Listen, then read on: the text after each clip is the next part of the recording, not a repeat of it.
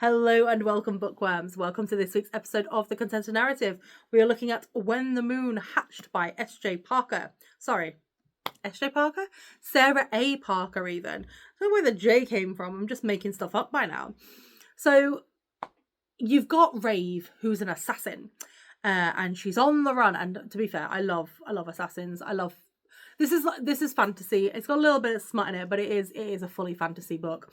And you're in a world where you've got these different sort of like spirits, and either you can hear one of them or you can't. And if you can't, you're sort of taken advantage of. And if you can hear one, you're taken into service and for a very evil king.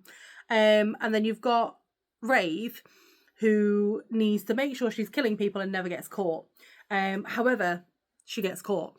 And then you've got Khan, who has lost his great love and stumbles upon Rave and decides to save her from her fate of being eaten by a dragon, because she's a little bit of a smartass. And then you kind of see the relationship develop, and it's got dragons in it, and it's got like different beings, and I'm pretty sure these guys are Fae because they mention it a couple of times. And I'm pretty sure Khan at one point as well was just like, yeah, she's been dead for like 1,000 years or whatever, and I'm like, cool. So there's no sort of like outward being like, and then this, it literally, you come in, and it's not until you sort of like read something and you go, oh, they're not human. Right, cool, I'm with you. And that's kind of how I felt reading it. And you know what? For the most part, I did enjoy it. I did like sort of most of the characters. I love the dragons in it. I love the fact that it goes between the modern story, as it were, and then diary entries from someone that we think may or may not be related. We'll find out.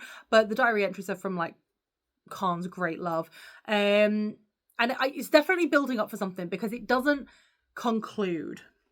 So it doesn't at the end of the book. It doesn't conclude. It doesn't finish. It's definitely setting up for another book in the series.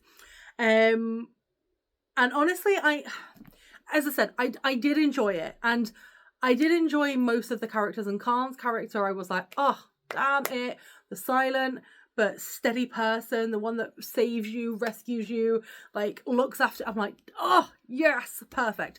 But Rave pissed me the hell off. And I know in the past with book reviews, I can get annoyed by women in books. And it's weird because normally when I get annoyed by women in books, it's women that's written by men. And I'm like, really? You're like, oh yeah, her boobs jiggle jiggly. And you're like, really? But Rave was sort of like, I don't know, like I kind of understood what she was, like her motivations at times. And she does have a really tragic backstory. She really does. But at times I was just like, for God's sake, woman, like you're shooting yourself in the foot.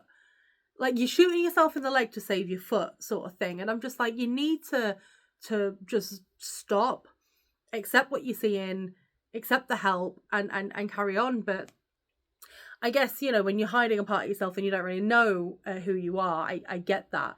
But she's kind of like uncovering who she is and what her job is and what her role will be now that everyone thinks she's dead. But she's also really determined to hunt down this bounty hunter that has caused her great harm. And not just because he almost got her killed, but for other reasons. And so I would say give it a go. But for me, it felt a little bit long with the sort of like the love story and everything like that. But it was enjoyable. I loved Khan. He was the redeeming feature.